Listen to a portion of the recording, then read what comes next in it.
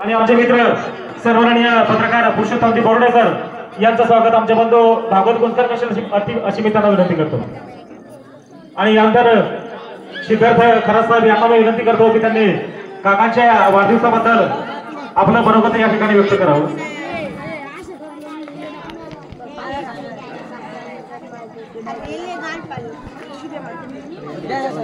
ज्यांनी या देशाला स्वप्न दिलं,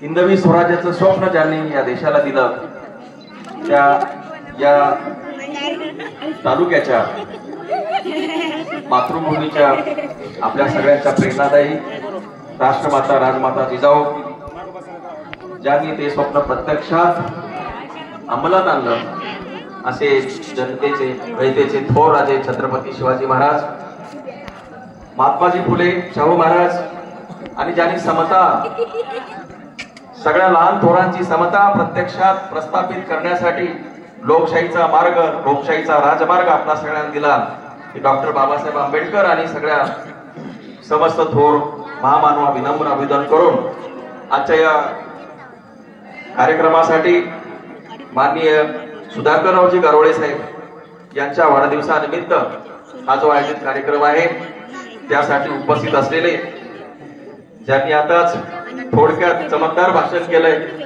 ते सिंदखेड राजा मतदारसंघाचे हमखास होणारे भावी आमदार दिलीप भाऊ वाघ या कार्यक्रमासाठी उपस्थित असलेले दुसरे वक्ते स्वर्गीय दिलीप भाऊ रहाटे यांचे सुपुत्र आशिष भाऊ रहाटेजी, ज्यांनी उद्योग क्षेत्रामध्ये अल्प कालावधीमध्ये मेहकरांनी या संपूर्ण परिसरामध्ये आपलं नावलौकिक कमावलं असे धडाडीचे आणि भविष्यातील उद्यम व्यवसाय चालवणारे, नेतृत्व करणारे किशोर भाऊ गारोळेजी, आमच्या मेहकर तालुक्याचे जिल्हा तालुक्याचे शिवसेना प्रमुख निंबाभाऊ पांडवजी, युवा प्रमुख ऍडव्होकेट आकाशजी घोडे साहेब, संदीप गवई साहेब या कार्यक्रमासाठी उपस्थित असलेले साहेबांचे बंधू काशीनाथजी गारोळे साहेब, भगवानराव गुंजकरजी आणि आमच्या या विभागाचे विभाग प्रमुख बळी साहेब, निंबा पाटील साहेब, साहेबराव पाटील हिवाळे साहेब, आमचे रमेश चव्हाण आणि या ठिकाणी मी बघतोय खूप मान्यवर मंडळी, वडीलधारी मंडळी, इव्हन लहान थोर मंडळी सुद्धा खूप मोठ्या प्रमाणामध्ये बसलेली आहे। उत्सुकता आहे की सत्कार मूर्तीचा कार्यक्रम कसा होतोय, सत्कार मूर्तीचा हा जो कार्यक्रम आहे तो कसा होतो। मित्रांनो, या गावाला अध्यात्माची सुद्धा परंपरा आहे। सिंदखेड राजा हे नवनिर्मितीचं केंद्र आहे। आपल्याला माहिती आहे राष्ट्रमाता राजमाता जिजाऊ या लखोजी राजांच्या पुत्री आहेत, मुलगी आहे। लखोजी राजे कोण होते माहिती आहे ना आपल्याला? लखोजी राजे 5000, 7000, 10,000, 15,000, 21,000 मनसबदार होते आणि लखोजी राजे निजामशाहीचे वजीर होते। वजीर म्हणजे पंतप्रधान। लखोजी राजे ज्या पार्टीला त्या पार्टीची सत्ता। लखोजी राजे ज्या भागात जे आदिलशाहीकडे जातील तर आदिलशाही, निजामशाहीकडे जातील तर निजामशाही, मुघलशाहीकडे जातील तर मुघलशाही। लखोजी राजे जातील तिकडली शाही असे लखोजी राजे आणि त्यांची राष्ट्रमाता म्हणजे काय बंधूंनो? राष्ट्रमाता जिजाऊ या केवळ स्वप्न देणाऱ्यात नाही, त्याला एक शौर्यशाली पित्याची आणि संस्कार असलेल्या वडिलांची संस्कारक्षम मुलगी राजमाता जिजाऊ आणि या जिजाऊ नावाच्या मुलीनं छत्रपती शिवाजी महाराजांच्या मनामध्ये एक स्वप्न दिलं।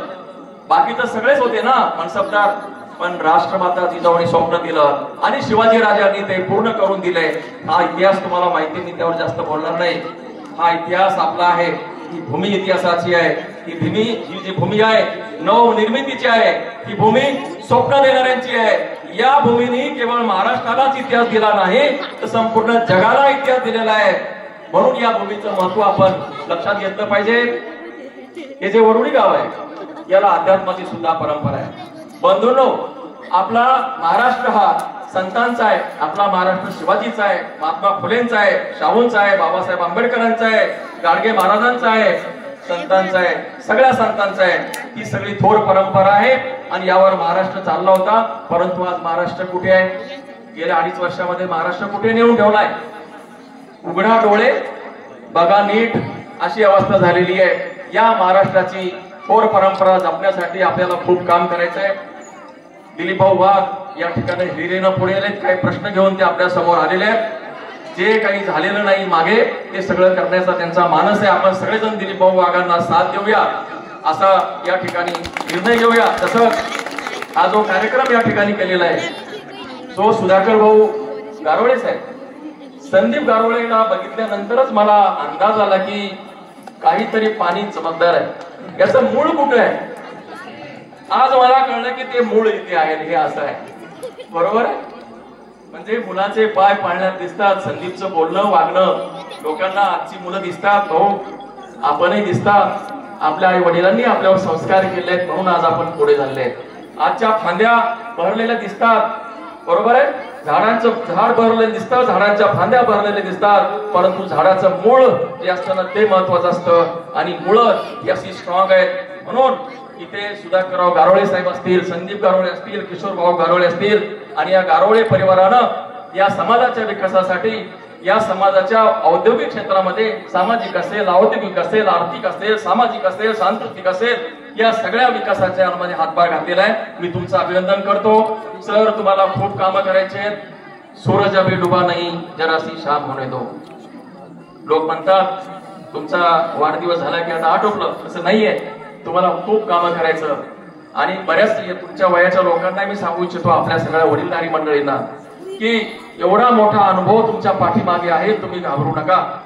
सूरज अभी डुबा नहीं जरा सी शाम होने दो, मैं लौट के आऊंगा जरा सा काम होने दो, मुझे बदनाम करने की कोशिश मत करना.